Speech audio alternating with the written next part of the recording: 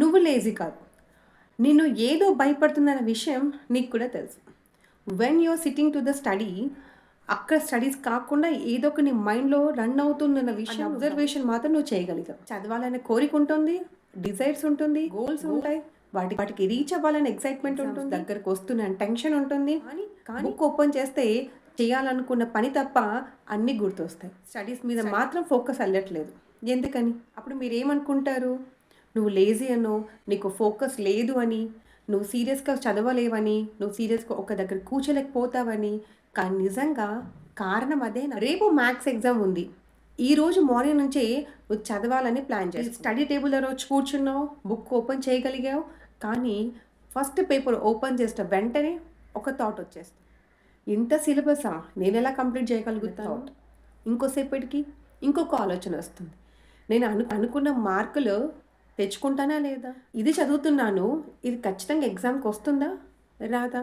తక్కువ మార్కులు వస్తే ఇంకో ఆలోచన, అందరు నాకంటే ఎక్కువ గెయిన్ చేస్తారా, తక్కువ గెయిన్ చేస్తాడా? నా ఫ్రెండ్ నాకన్నా ఎక్కువ గెయిన్ చేస్తాడా, తక్కువ గెయిన్ చేస్తాడా? వాడికి ఎక్కువ వస్తాయా, నాకు ఎక్కువ వస్తాయా? నా గురించి ఏమనుకుంటారు? అసలు చదివింది గుర్తుంటుందా ఎగ్జామ్కి వెళ్ళాక? ఎన్ని ఆలోచనలు అంటే ఇలా ఒక్క దానికి మించి ఇంకొక ఆలోచనలు నీ బ్రెయిన్లో కదులుతూనే ఉంటాయి కదా. ఆ తర్వాత ఏమవుతుంది? చదవడం స్టార్ట్ చేస్తావా, లేదంటే ఫోన్ తీసుకుంటావా? Just observe your self. YouTube open చేయడం, రీల్స్ ఓపెన్ చేయడం, ఒక్క వీడియో, నెక్స్ట్ వీడియో, మళ్ళీ ఇంకో వీడియో.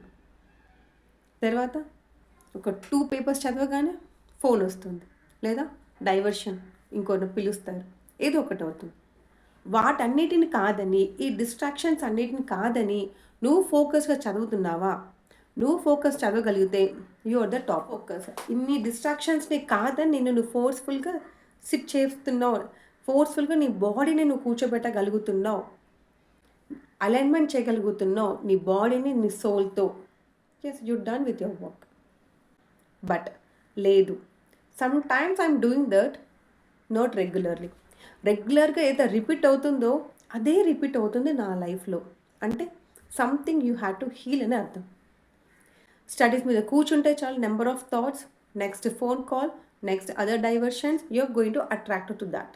ఇదే డైలీ లైఫ్లో రిపీట్ అవుతూ ఉంటే there is something to heal అని అర్థం. అంతేకాని అక్కడ నువ్వు బాధపడాల్సిన అవసరం లేదు, అక్కడ నీకు ఫోకస్ లేదు అని అనుకోవద్దు, యువర్ లేజీ అనే అవసరమే లేదు. You are capable. You know that something is stopping you from inside. నీ ఇన్సైడ్ నుంచి నీకు డిజైర్ వస్తే చదవాలి, గెట్ ఇన్ అవ్వాలి, సిలబస్ కంప్లీట్ చేయాలి అని నీకు అనిపిస్తే దానికి నీ బాడీ సపోర్ట్ చేయదు, అలైన్ అవ్వాలి. ఎలా సపోర్ట్ చేస్తుంది? బాడీ ఎవరైనా పిలవగానే వెంటనే అక్కడి నుంచి లేసి పరిగెడుతుంది. It will run out from there. But కొంతమంది స్టూడెంట్స్ అయితే బుక్స్ కూడా క్లోజ్ చేయకుండా వెళ్ళిపోతారు. అంటే వాళ్ళ బాడీ వాళ్ళ మైండ్ చెప్పిన దాన్ని వినిపించుకోవడానికి అసలు ఇష్టపడరు అనమాట. They are not all accepting. They forcefully, some people forcefully do that, some people will do that, they will jump from the situation. దాన్ని యాక్సెప్ట్ చేయరు. ఫస్ట్ ఆఫ్ ఆల్ దాన్ని అది బాడీ చెప్పేది వాళ్ళు వినిపించుకోవడానికి కూడా ఇష్టపడట్లేదు అనమాట. So they are very busy. తర్వాత వచ్చి చదువుతాను, నెక్స్ట్ డే చదువుతాను, డిలేయింగ్. సో యూట్యూబ్లో ఒక్కదాని వెంట ఇంకొక నెక్స్ట్ వీడియో ఎలా అయితే చూడగలుగుతున్నారో, నెక్స్ట్ చాప్టర్ అని ఎందుకు చదవలేకపోతున్నారు, ఎందుకు ఫోకస్ చేయలేకపోతున్నారు? Something is distracting you. Did you observe?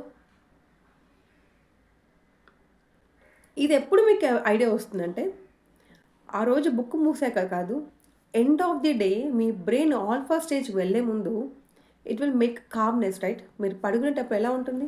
కామ్గా, క్వైట్ ఉంటుంది కదా. That time you get remember. ఇవాళ నేను చేయాలనుకున్న ప్లాన్ని, ఇవాళ నేను చదవాలనుకున్న సిలబస్ని చదవలేకపోయాను అని అప్పుడు రియలైజ్ అవుతారు.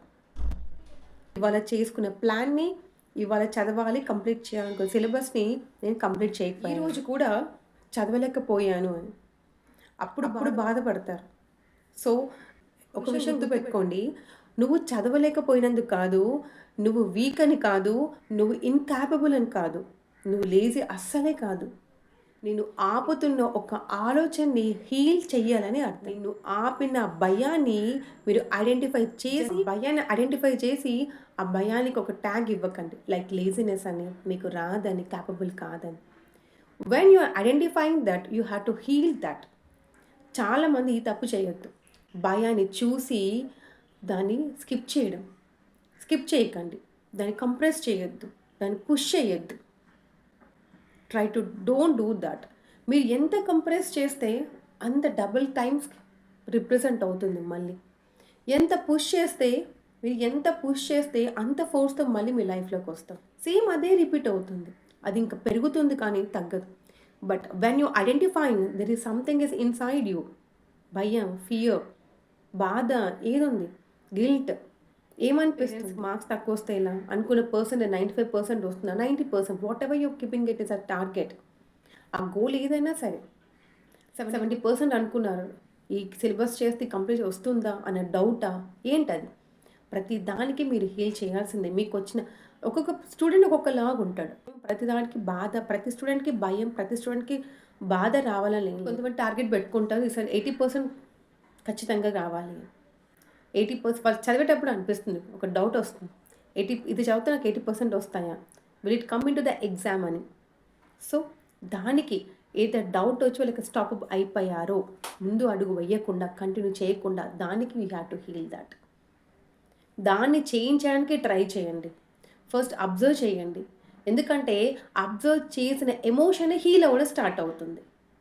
ఇప్పుడు ఒక్కసారి by closing your eyes just realise that fear, whatever you feeling when you are in front of the studies, ఆ భయానికి తక్కువ మార్కులు వస్తాయేమన్న దానికో, లేదంటే నేను అనుకున్న రిజల్ట్ సాధిస్తానా లేదా, అందరు నా గురించి ఏమనుకుంటారో దీంట్లో మంచి మార్క్స్ రాకపోతే, ఏ ఆలోచన ఉందో దాన్ని అబ్జర్వ్ చేయి.